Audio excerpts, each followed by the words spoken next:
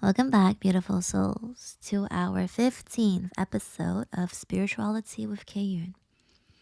Today, I want to talk about the universal purpose for all and the ultimate goal in life. Last week, I shared with you what is Dharma, which means purpose or duty. Specifically, I was talking about what individual Dharma is and how to find our gifts.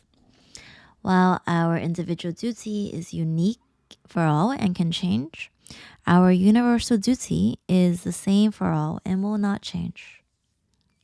Back in university, I studied business.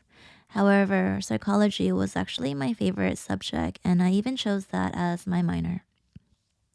I've always been fascinated by our behaviors and how the human mind works.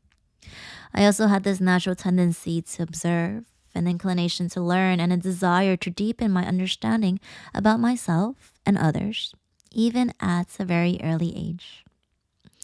When I was first introduced to Abraham Maslow's hierarchy of needs, I was intrigued by his philosophy, particularly the fifth level of his model, which he called self actualization. In case you aren't familiar or have forgotten, this theory is a way of organizing our needs from basic to advanced.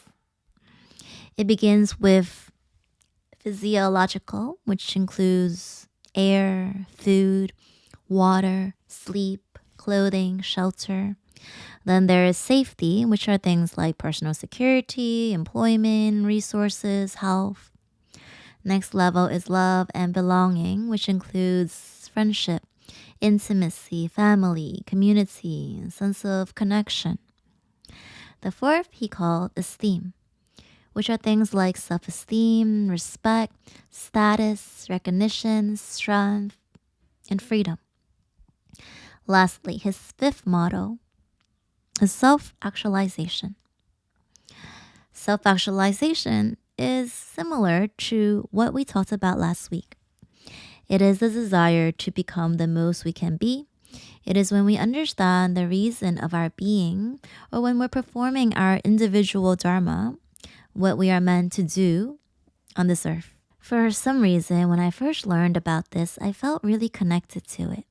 It became something I immediately aspired after, even though I was never introduced to any concept like this growing up. Instead, I was taught what to think, what to do, what to be. Get into a university, find a well paying job, attain licenses and certifications, go to a grad school, get married, save money to purchase a home, and have kids. Although I had this new aspiration for self actualization, but at the same time, I really had no idea what I wanted to do in life. I was also silly enough to think that it was too late to make changes and to start over again while I was still in school. With my limited way of thinking, I reluctantly followed the advice of my elders, continued studying accountancy and finance, which seemed to be a common path for most of my peers, anyways. So I started working in the corporate world, and not too long after, I realized I was losing a part of myself. I have completely taken on an identity that was not mine. I found myself chasing other people's goals and dreams instead of following my heart's deepest desires. I had forgotten about my own gifts and what I was meant to share in this world. In yogic terms, I was performing someone else's dharma. Finally, after I embarked on my spiritual journey, I started really learning about myself, my strengths, my weaknesses. I found myself seeking personal growth and working towards self fulfillment. Slowly, I felt that I was becoming more aligned with myself. Going back to Maslow's model that he created in 1943, this is the need or desire for self actualization. What I found even more fascinating was when I discovered that Maslow had a sixth level, which, unlike the others, is one that most people are not familiar with. He first considered this level needs to be to spiritual nature, so not everyone would be motivated in this way. Therefore, he limited his original model to just the five levels that I've mentioned before. However, He amended his theory to include this sixth level near the end of his life when he came to believe that this higher development was a biological part of every human being, and he coined this level self transcendence. It is defined as having intrinsic values such as goodness, truth, perfection, excellence, or fairness. And this level is reached by experiencing spiritual awakening, liberation, and the unity of being. In this stage, one feels joy, peace, bliss, happiness, and spiritual well being. One also has an awareness of the ultimate truth, seeing oneness in all things. Suggests in order to achieve complete fulfillment, we move from an independent individual interest to an interdependent view of everything in this world, seeing everything as a whole. And this level of self transcendence is similar, if not the same, as the universal Dharma concept in yogic philosophy.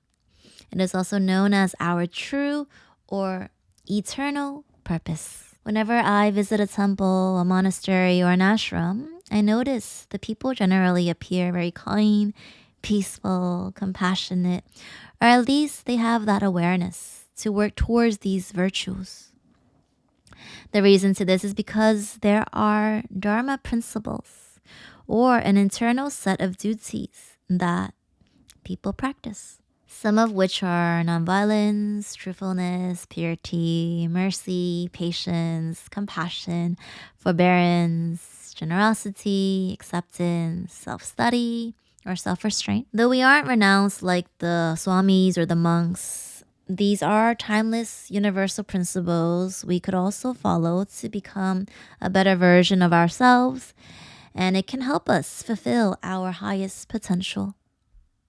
When these values are observed, we are actually walking on this path towards moksha, which is the Sanskrit term for spiritual freedom, liberation, enlightenment, or self-realization. We can see it as the inner goal for all living beings on this earth. And this is our universal dharma, and it is our birthright. In yogic philosophy, it is the ultimate purpose of life. It is the natural and eternal way to live. It is about transcending ourselves to reach the silence within. This universal dharma has the vision to unite all living beings in the recognition of oneness.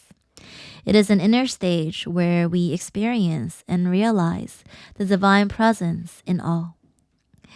We learn from ancient scriptures that one who sees the divine in all and all in the divine will lead a deeply spiritual life.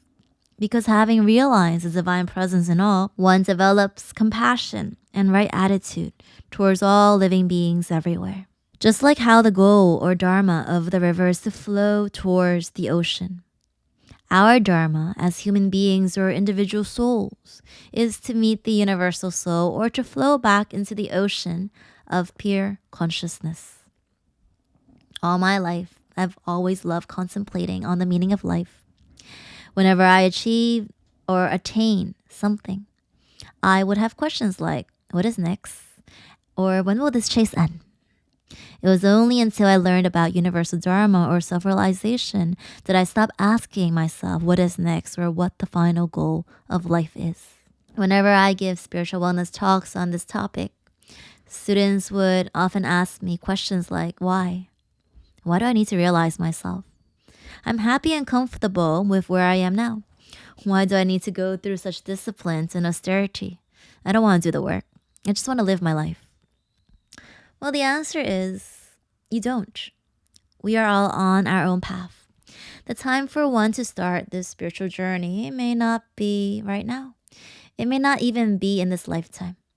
Only when one is ready will there be an interest to do the inner work towards the self. However, that being said, even if we're not aiming for enlightenment, living in accordance with these dharmic principles or working towards self-realization will give us a more peaceful and fulfilling life. This practice leads us to having more confidence and self-esteem. We learn to better focus not only in our meditation, but in everything that we do in life. We're not as easily controlled by our senses, emotions, feelings, or the mind. We start to accept what is while adapting to any difficult situations that may arise. This spiritual journey will bring immense benefits as it helps us achieve success in all areas of our lives: health, relationships, our character, the quality of living, career, life vision, well being, and more. Furthermore, realization allows us to connect with our inner self and all beings around us on a more profound level. Paramahamsa Yogananda, the author of the best-selling spiritual classic Autobiography of a Yogi, believed the deeper the self-realization of a man, the more he influences the whole universe by his subtle spiritual vibrations, and the less he himself is affected by the phenomenal flux. Thank you all for listening. If you have any sharing, questions, or comments, I'd love to hear your thoughts. You can find me on Instagram. My handle is kyun_. Have a great morning or evening wherever you are. The lights within me bow to the divine lights within you. Namaste, everyone.